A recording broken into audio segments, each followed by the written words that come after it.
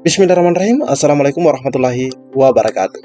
Di video kali ini admin kembali berbagi dua kabar update buat rekan-rekan semua atau informasi penting mengenai pelaksanaan seleksi P3K di tahun 2022 dan pendataan non-ASN di tahun 2022 ini, di mana ada penolakan data. Namun masih ada kesempatan untuk melakukan perbaikan data tersebut. Jadi buat rekan-rekan semua yang lagi menonton video ini, silahkan disimak videonya dengan baik, jangan di skip agar tidak salah dalam memahami informasi yang admin bagikan. Jika ada suara-suara berisik, abaikan saja rekan-rekan ya. Oke, kita lanjut ke info yang pertama. Nah, di sini ada surat yang dikeluarkan. Jadi dikeluarkannya itu tanggal 2 Oktober rekan-rekan ya suratnya. Namun yang terpublikasikan baru rekan-rekan ya. Nah, di sini sebenarnya suratnya dikeluarkan oleh pemerintah Provinsi Sumatera Selatan. Namun jika melihat isi daripada surat ini sebenarnya menyangkut semua persiapan seleksi P3K guru kategori P2 dan P3 di tahun 2022. Seperti itu rekan-rekan ya. Jadi rekan-rekan silahkan disimak videonya dengan baik. Terkhusus yang yang P2 ya, P2 dan P3. Dan di sini rekan-rekan bisa melihat ini sifatnya penting dan tidak ada lampirannya. Dalam rangka persiapan pelaksanaan seleksi P3K guru kategori P2 dan P3 tahun 2022, disampaikan hal berikut. Terdapat 4 kategori pelamar pada seleksi P3K guru tahun 2022, yaitu P1 pelamar lulus passing grade tahun 2021, P2 tenaga honor THK 2, dan P3 guru honor sekolah negeri yang sudah aktif ya 3 tahun minimal di Dapodik secara kumulatif. Dan P4 adalah pelamar umum. Nah ini ya pelamar umum juga. Kedua, pelamar kategori 2 dan P3 akan dinilai oleh pengawas pembina yang terdaftar pada SIM Tendik Kemendikbud, kepala sekolah, dan guru senior. 3. Tahapan, nah ini ya, tahapan seleksi P3K guru P2 dan P3 tahun 2022 yaitu pengumuman pendaftaran dari BKN, pelamar mendaftar melalui SSC-ASN, seleksi administrasi, seleksi penilaian atau observasi oleh pengawas pembina, kepala sekolah, dan guru senior. Pengumuman materi dan buku panduan dapat dilihat pada link. Nah ini ada link disediakan. Untuk melihat pengumuman materi dan buku panduan. Rekan-rekan ya. Ini link pengumumannya. 4. Pengawas pembina kepala sekolah dan guru senior mendapat login akun SIM PKSG P3K yang digunakan untuk melakukan penilaian pada link. Nah ini ada link, ini link penilaiannya ya. Untuk login, untuk melakukan penilaian guru p3k.kemendikbud.go.id penilaian P3K 2022. Akun pengawas pembina dibuatkan oleh Dinas Pendidikan. Akun kepala sekolah diunduh oleh pengawas pembina melalui SIM PKSG P3K dan diserahkan kepada kepala sekolah.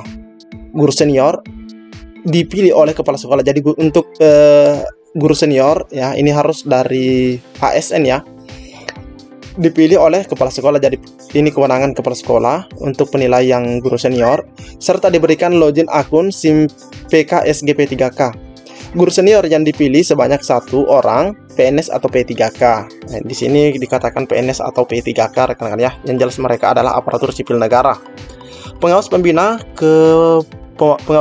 kepala sekolah, dan guru senior bergabung di grup Telegram tim penilai observasi.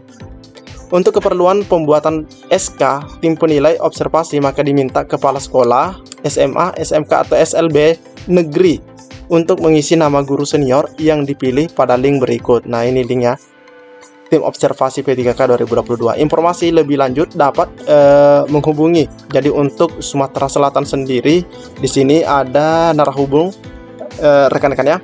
Nah, jadi untuk link pengumumannya ada di sini. Ini ada pengumuman materi dan buku panduan dapat dilihat di sini. Jadi ini linknya rekan-rekan ya. Jadi terkhusus P2 dan P3. Nah, jika admin melihat di sini ini sepertinya untuk semua P2 dan P3 di seluruh Indonesia. Nah, rekan-rekan ya. Oke, kita lanjut lagi mengenai penolakan data. Oke, di sini ada surat ya dari Menteri Pendayagunaan Aparatur Negara dan Reformasi Birokrasi, dan ini 30 September. Tindak lanjut, nah ini ada tindak lanjut pendataan tenaga non-ASN, dan ini ditujukan kepada PPK instansi pusat dan instansi daerah. Oke, kita baca bersama-sama rekan-rekan ya. Sehubungan dengan surat Menteri Pendayagunaan Aparatur Negara dan Reformasi Birokrasi bernomor B1511 sekian yang tertanggal 22 Juli, hal pendataan tenaga non-ASN di lingkungan instansi pemerintah yang telah ditindaklanjuti dengan langkah-langkah inventarisasi data oleh kementerian atau lembaga dan pemerintah daerah melalui aplikasi. Nah ini ya, melalui aplikasi pendataan non-asn.bkn.go.id. Badan Kepegawaian Negara bersama ini dengan hormat kami sampaikan. Nah ini ya. Jadi di sini ada beberapa hal yang disampaikan, ada 7 poin rekan-rekan ya. Pertama, kami mengucapkan terima kasih dan penghargaan kepada PPK, kementerian atau lembaga, dan pemerintah daerah yang telah melakukan pendataan terhadap tenaga non-ASN yang berada di lingkungan instansi masing-masing dalam rangka menindaklanjuti surat Menpan RB. Pendataan sebagaimana angka 1 dilaksanakan bukan untuk mengangkat tenaga non-ASN menjadi ASN, namun bertujuan untuk memetakan dan mengetahui jumlah tenaga non-ASN di lingkungan instansi pemerintah, baik instansi pemerintah pusat maupun pemerintah daerah sebagai data dasar. Nah ini ya, sebagai data dasar tenaga non-ASN. Artinya yang masuk dalam pendataan sudah dipastikan masuk dalam database sebagai tenaga honorer. Nah ini rekan-rekan ya, jadi yang tidak masuk berarti tidak diakui. Sama halnya yang THK 2 yang masuk dalam database BKN. Jadi yang diakui sebagai THK 2 itu adalah mereka yang ada dalam database BKN. Nah, itu rekan-rekan ya, jadi sama halnya dengan yang ini. Data sementara yang diinput dalam aplikasi BKN sampai tanggal 30 September 2022. Jadi ini ya, 4 hari yang lalu. Pukul 7 waktu Indonesia Barat sebanyak 2.113.000 sekian, yang terdiri dari 66 instansi pusat, 500, jadi ada 522 instansi daerah.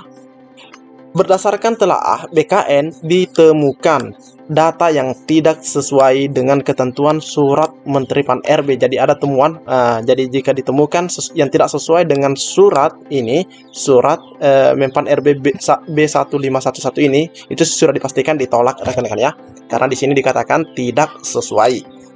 Namun jangan berkecil hati dulu, karena di sini kita nanti akan lihat mengenai perbaikannya. Berdasarkan hal tersebut, nah ini ya, dalam rangka menjaga validitas data dan akuntabilitas pendataan tersebut, agar para pejabat pembina kepegawaian melakukan langkah-langkah. Nah ini ya langkah yang diberikan. Bagi instansi yang telah melakukan input data, wajib melakukan verifikasi dan validasi kembali. Nah ini ya, verifikasi dan validasi kembali untuk memastikan bahwa data tersebut sesuai dengan surat Menteri Pan RB nomor B1511 sekian yang tertanggal 22 Juli. Jadi ini masih ada kesempatan rekan-rekan ya. B. Bagi instansi yang belum, nah ini ya, yang belum melakukan input data tenaga non-ASN, agar melakukan verifikasi dan validasi data sebelum data tersebut diinput ke dalam sistem aplikasi pendataan BKN untuk memastikan bahwa data tersebut sesuai dengan surat Menteri Pan RB nomor B1511 sekian yang tertanggal 22 Juli itu rekan-rekan ya. Hasil verifikasi dan validasi sebagaimana huruf A dan B wajib diumumkan. Nah ini ya, hasilnya lagi wajib diumumkan kepada masyarakat melalui portal resmi instansi atau website resmi instansi atau papan pengumuman instansi selama 5 hari kalender atau 5 hari kerja. Nah rekan-rekan ya, setelah diperbaiki, dan paling lambat, nah di sini dikatakan paling lambatnya itu tanggal 8 Oktober. Nah ini paling lambat rekan-rekan ya, untuk mendapatkan umpan balik. Nah setelah diumumkan untuk mendapatkan umpan balik masyarakat dan memastikan terciptanya transparansi serta menjamin akuntabilitas data yang disampaikan. Nah jadi nanti setelah diverifikasi akan kembali diumumkan baik melalui portal resmi instansi maupun papan pengumuman instansi. Jadi ini nanti rekan-rekan bisa memberikan umpan baliknya Nah, rekan-rekan ya, perbaikan data terhadap hasil umpan balik masyarakat wajib dilakukan dalam jangka waktu 10 hari kalender atau paling lambat tanggal, nah ini ya, tanggal 22 Oktober pukul 17 waktu Indonesia Barat melalui sistem aplikasi pendataan tenaga non-ASN. Ini perbaikan datanya. Data final hasil verifikasi dan validasi wajib disertai, nah ini wajib disertai SPTJM yang ditandatangani. Jadi yang menandatangani di sini SPTJM adalah PPK atau pejabat pembina kepegawaian. Apabila data final tersebut tidak disertai dengan SPTJM, tidak akan dimasukkan dalam data dasar tenaga non-ASN. Nah, ini jika PPK tidak membuat SPTJM, data tersebut kembali ditolak. Nah, ini rekan-rekan ya. Dalam hal pejabat pembina kepegawaian memerlukan surat pernyataan tanggung jawab mutlak dari pimpinan unit kerja yang bersangkutan, maka dapat dilakukan secara internal, dilakukan instansi masing-masing.